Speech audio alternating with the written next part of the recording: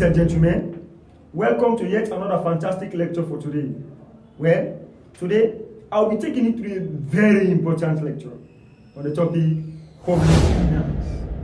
I'm just going to give you an introduction to the concept of public finance and how relevant it is towards Sierra Leone and Africa and the world at large.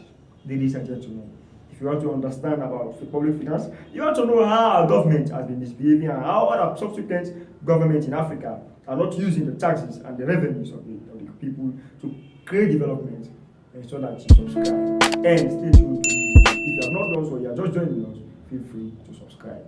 Ladies and gentlemen, now briefly look at where I'll be taking you. Today, I'll be taking you through various topical outlines. For example, background of public finance. After I've looked at the background of public finance, I'll be looking at how government generates revenue. And after looking at how government generates revenue, we'll now go to the importance of public finance and the interest of social workers, sociologists, and policymakers in the study of public finance. Interesting. Now we go. Let's look at public finance. When you talk about public finance, it has always been a constant source of debate among scholars. It has brought a lot of opinions, a lot of scholastic views with regards, especially by economists, political scientists, classical political economists, etc. Social workers are interested in probing to understand about the concept of public finance. Sociologists have also made a lot of opinions on this. Now, today, let me give you a background. What is public finance? Public finance and public administration are at the heart of development. If development is about transforming state, society, and economy, having capable institutions able to raise, deploy, and conduct for effective use of public funds is indispensable. I was saying, when we talk about public finance, we are talking about the activities of the government in ensuring that they raise revenue, in ensuring that they distribute the revenue of the country. Public finance is an activity done by the government. It's an activity embarked on by the government that ensures that it raises income, that ensures that through taxation, revenue comes in, and they are able to assist and create development in the world as Sierra Leone as a whole, or the country of it. Now, public finance matters for development. For many countries, poor public financial management system represents a major constraint on their ability to turn high-level policy ambitions into real-life outcomes. If developing countries can't raise money fairly, execute credible spending plans, and account for the use of taxpayers' funds, they will struggle to deliver the economic and social and political change their citizens expect. If the government of a country lacks the ability to raise revenue, to ensure that they collect tax fairly, distribute this tax fairly, ensure that citizens are satisfied, ensure that they are able to do it without sentiment, then the tendency for that country to grow for development is impossible. That is why it is the responsibility of the government to raise revenue, to distribute revenue, to ensure that it is at equilibrium, and to create development. Now, there we go. Public finance is the subject of finance and economy, providing you with insight into the role of government in an economy. It manages revenue, expenditure, and debt load of a nation with the help of public and quasi-public organizations. The subject of public finance includes taxation, effects, public expenditure, and borrowing and deficit financing of an economy. Now, what am I saying here? In general, public finance has to do with taxation. It has to do with the role of the government in raising revenue, like as I said. And the only way government can raise revenue is through tax, through the collection of tax. We are coming there. We are going to look at the different types of taxes that are collected by the government and how government really uses this money to ensure that it creates impact in development. And development is not possible without this revenue generation. Development is not possible without public finance. And public finance is possible, is run by government, because it is the government that spares the resources of the country. It is government that generates these resources. It is government that ensures that these resources are well distributed to their own, to where they are supposed to go. And they use several other organs, several other quasi-organizations that are useful as a machinery to ensure that indeed they successfully distribute the resources needed for the development of the state. Now we go.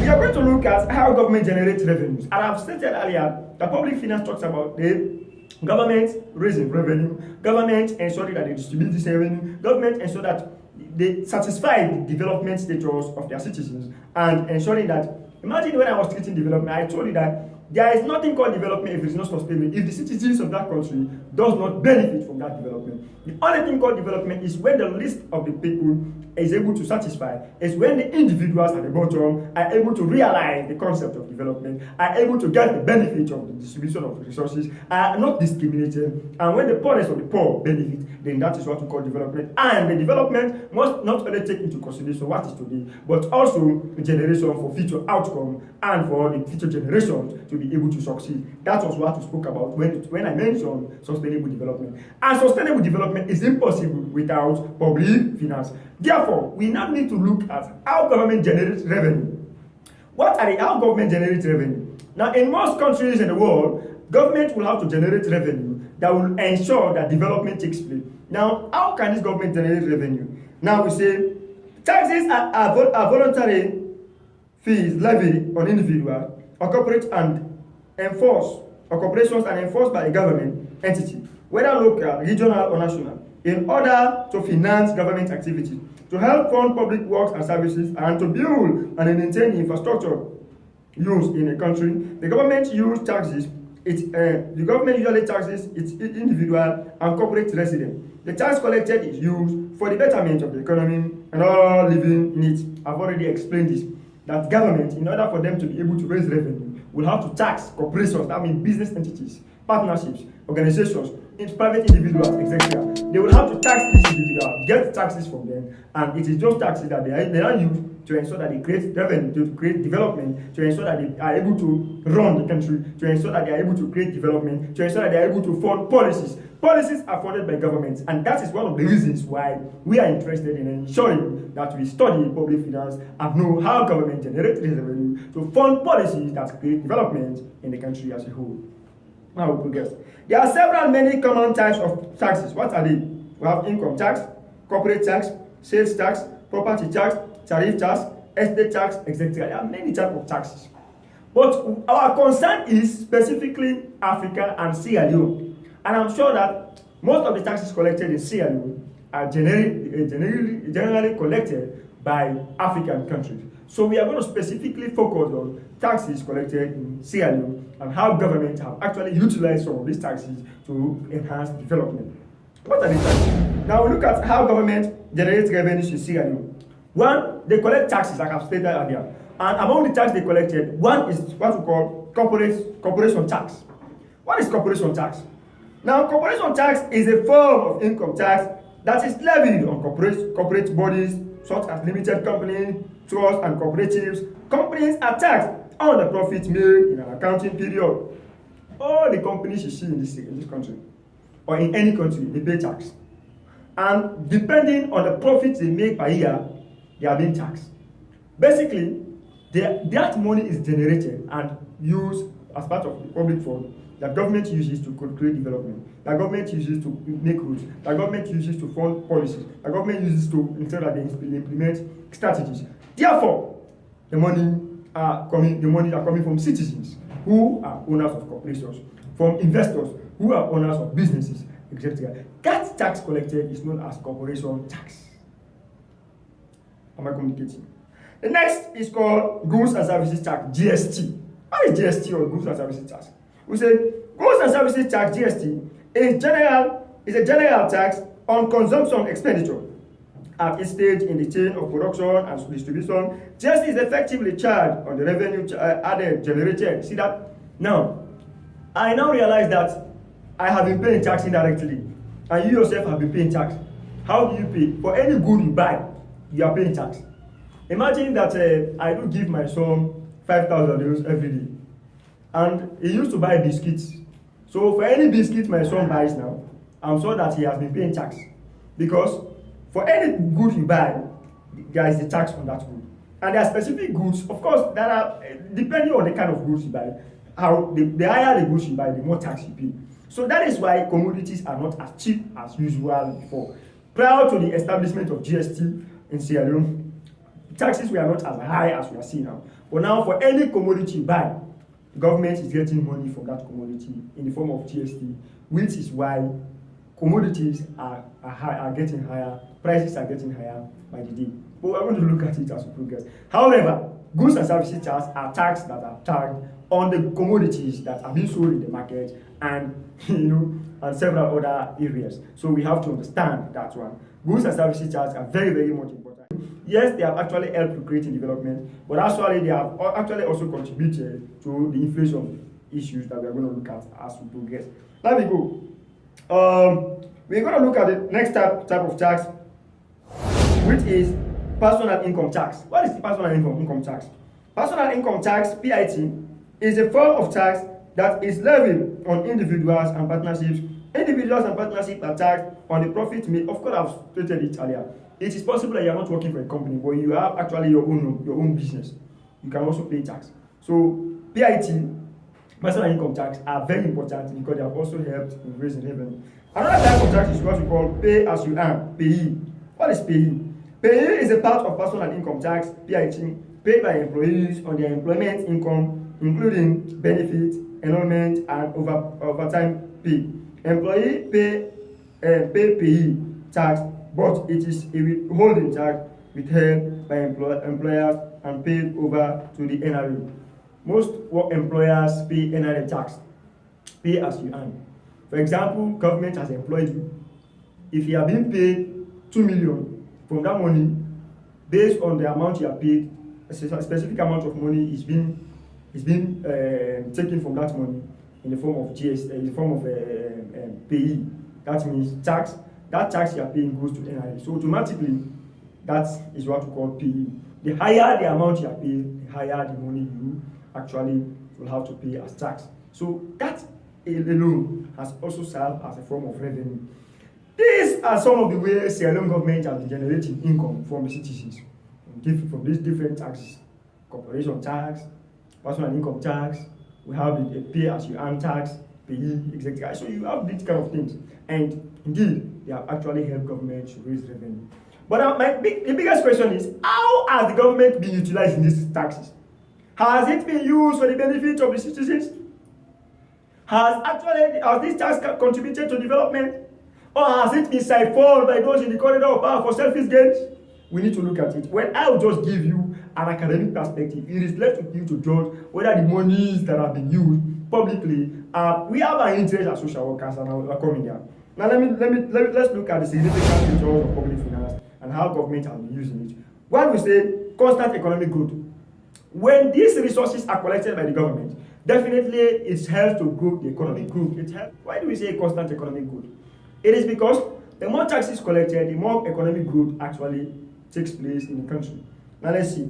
To ensure constant economic growth, the government relies on fiscal tools like taxes, public debt and expenditure, etc. These tools help to boost both the demand and supply of a product in the market. Of course, as I was saying, with these taxes collected, government will be able to boost the economy. Government will be able to ensure that they settle public debt. They will be able to ensure that they run the affairs of the state, which will help to boost the economy, and also ensure that it solves the problem in the market. Another problem, another solution, or another reason, or another importance of this public finance or these taxes that are collected by the government is rigid prices. What am I saying here?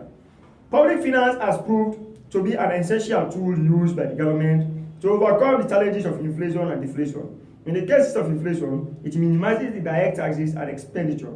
Along with it minimizes direct tax on capital expenditure. When the contrary to this, in the case of inflation, the policy is reversed. Of course, public expenditure, public finance is the only tool that government uses to ensure that it controls prices. Mostly we have inflation and deflation. Inflation is when prices goes up, and deflation is the opposite of inflation. Now, when prices goes up, government exactly knows what to do to control the prices through the taxes collected or through the revenue generated, and to ensure that they subsidize for the citizens. Prior to this time, government uses public funds to subsidize for the fuel crisis, which was the reason why the petrol was down, and at the same time, transportation was not too costly as compared to now. So realize that the subsidies and other government controlling prices was one reason why the taxes were collected, and indeed government uses those money to ensure that they control prices and inflation in the market. Now, also, it enables economic balance. What am I saying here? To maintain financial stability, utilization of fiscal tools is the most popular among the governments of various nations. As a common practice, the government levies a tax, a high tax on raising the internal public debt used to repay foreign debt. See that? Now, most of the monies, most African countries cannot rely on themselves. However, they have to go for international debt, public debt, international debt.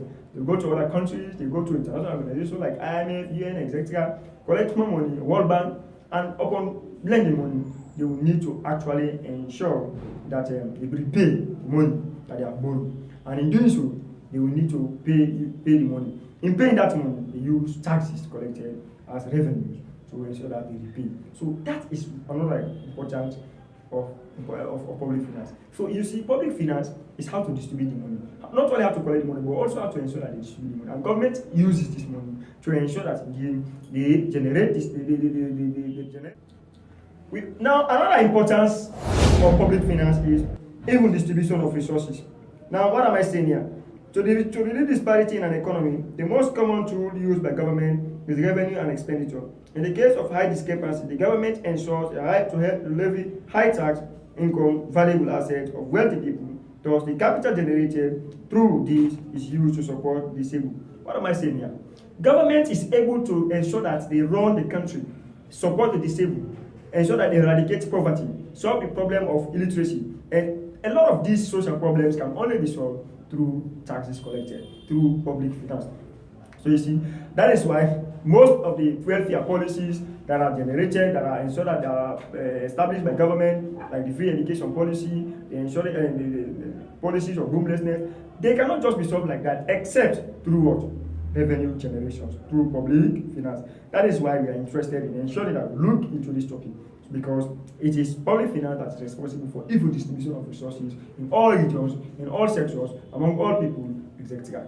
Now, we move on to the next importance, which is proportionate development. How does it contribute to the proportionate development? For an outgoing economy, it is imperative for the government to wipe out the gap between agricultural and industrial sectors. To ensure this, the government needs to direct the funds towards personal interest and population residing in rural areas. Now, we are talking about proportionate development. Development at rural areas. According to Robert Chambers, development is not said to happen only in the urban area or even in rural areas, because that is where the poorest of the poor lives. And we must always put the last first and ensure that we create development in rural areas. That is why rural sociologists are always very interested in ensuring that they look at how development is to take place in rural areas and the challenges faced by rural people in their areas. Definitely, development is only possible in rural areas through public finance, because government will have to distribute resources to rural areas, support farmers through extension farming, ensure that they provide loans like the government is doing now through the agricultural banks, ensuring that they give loans to farmers for development and successes. And other importance of public finance is it ensures organic evolution. What am I saying here? All the revenue generated by the government is invested in the planning and development of the evolutionary infrastructure. Thus, to ensure socio-economic reforms and infrastructural development, it becomes imperative for the government to rely on revenues and expenditure. Now, we are talking about organic revolution. That is to say, development, continuous development, transformation, evolutionary development, with this, such as infrastructure, electricity, the light of education, etc. This development will only continue to happen with public finance, because government will have to collect taxes, distribute these taxes, generate, etc., and ensure that it is evenly distributed. Only when public finance is collected, then the government can be able to create this development. So in essence, public finance is very important. To us, it is important because it helps form policies. It is important because it helps to equal distribution of resources. It is important because government uses it to create organic development. It is important because it is the only thing that can help solve the problem of rural people. It is important because it is unique in such a way that it helps us actualize our dreams as social workers through the funding of welfare policies that can help to solve the problem of the less privileged. Now, lastly, let's look at the interests of social workers, sociologists, and policymakers in public finance. What is the interest? Why are we studying this? We are not studying it to ensure that we are able to determine the economy. No. Our interest in this topic is, one, government funds policies that caters for the welfare of citizens. Because government fund policies that are catering for the welfare of citizens, we are interested in knowing how they generate the income and how, as to whether this income is really distributed in the right way for the policies that they are supposed to fund. The policies they are funding, are they really benefiting the citizens? The policies they are funding, are they really effective, or they are like toothless bulldog? That is our interest. So it is left with us as social workers to really evaluate the policies in this country, to really evaluate the government of this country, to really evaluate subsequently, since independence, whether policies have been implemented through the taxes paid by these people, by us citizens, whether we have actually benefited through implementation of welfare policies, better policies that can better the lives of the people in this country. Secondly, fair treatment in tax collection. We are interested as social workers because we are talking about equality. We are looking at fairly treatment of, are they forcing people to pay tax, or are they forcing those disabled to pay tax, or is it fairly done? Because we are not interested in seeing people suffering because of taxation. We want to see equal payment of taxes in all regions, in all sections, in all areas, not one section of the population paying tax for the others and the others enjoying what we are also interested. So we study this one to see how equality, injustice justice and equality can really prevail in the collection of taxes and public finance. Now also, we are also interested in studying this because we want to know the exploitation of the masses in the name of revenue generation. We want to ensure that we eradicate exploitation. We do not want to see, because of taxes, those poorest of the poor are being exploited, the poorest of the poor are being marginalized, the poorest of the poor are being suppressed to make the rich get richer and the poor get poorer. Because that is what is happening in most sectors, where people who are poor pay taxes for the rich to get richer and the poor get poorer. We do not want to see that one, because we are fighting for an even population, we are fighting for equality, we are fighting for injustice, and for justice to prevail. We are fighting injustice, and we are ensuring that the society becomes a better place to live. If that is true, we are concerned in ensuring that exploitation stops in taxes and distribution of taxes are collected not to exploit the people, to benefit of people who are selfish enough. That is also another interest. Also, we are interested in seeing fair and equitable distribution of resources to the less privileged. I'm not tribalism, nepotism, regionalism resulting into inequality in the distribution of resources. We want to see that these resources collected by the government is evenly distributed to the people who really deserve those particular resources, like the disabled, the homeless, those people who are disadvantaged, women, in empowering women, providing quality education at free cost, like what President Biya is doing now, and several other developmental projects. That is what we want to see, because our concern is not only to the but future generations and also subsequent development. So as social workers, as sociologists, and as policymakers, our interest here is to see free and fair distribution of these resources to those who really deserve them. Not, on the other hand, making people to get richer, others getting poor, and the poorest of the poor remaining there without homeless problems solved, without poverty issues solved, without issues of teen pregnancy solved, without other social problems solved. We do not want to see that, and so we want to ensure that we are always on our tool to advocate for justice, to advocate for freedom, to advocate for progress and change and development in society. Also, we do not want to see discrimination like tribalism, regionalism, sectionalism, nepotism, wherein these taxes will be used to feed people only because they are family, because of family line, because of tribal line. We want to see that it is distributed to those who deserve and to only those who are loyal citizens and for the better development. We are also interested because we want to see correct usage of these revenues by the government to facilitate development and not just for selfish interest. Like as I stated earlier, we want to see that the government who collect these taxes really ensure that they invest these taxes in the right process, in the right development, in the right agenda, in the fight for the right cause, and not, on the other hand, siphon or divert some of these public funds to their own personal gain for selfish interest. We are not interested in seeing that. We are interested in seeing an equitable society that is fighting for justice and development. Also, we are also interested in seeing that embezzlement does not take place. Embezzlement should not be practiced by those in the corridor of power, and that is also very important. We are also interested in seeing effective monitoring of state resources. Now, these resources that are collected, they should be monitored well, and they should be placed in the right cause. Not, on the other hand, collecting resources to go and build mansions for themselves, or collecting resources to go and then do other things that are not relevant towards the citizens of the state.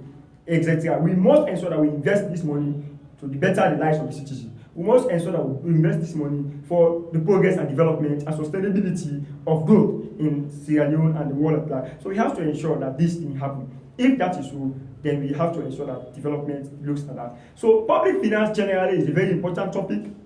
In general, one can say that without public finance, government will not succeed. And government that does not know how to really collect taxes and distribute these taxes equally, without fairly and in an equitable manner, having the academic know-how, having the technical know-how, having the understanding and the patriotism in them, that government will not succeed. Therefore, for government to succeed, we need an equitable distribution of income, we need revenue generation, we need expertise in the area of policies that will be created to ensure not only social policy, but even economic policies that will generate income, that will create a better development, and that will ensure success and progress in the world and Sierra Leone and Africa as a whole and any society so far. Therefore, we are interested in seeing peaceful society, better society, a developed society, a transformed society, and a technologically informed society. If that is so, we must ensure that change happens through these taxes collected. Let those who pay this tax don't again suffer. Let those who pay this tax, because most of the taxes paid by Africans, by Sierra Leoneans, by most countries are used again against these people. Wherein they do not enjoy, they do not benefit, they are not used for the benefits. Rather, like Philip Obioma Chinedu Yume had mentioned in his poem, Ambassadors of Poverty, that the ambassadors are the corrupt masters of the economy, with their heads in abroad and innocents at home, patriots in the reverse order, determined matters of loot, who boost the economy of the colonial order to impoverish their brothers and sisters at home. These politicians use this income to benefit themselves for their selfish interests, invest in abroad, leave us in poverty.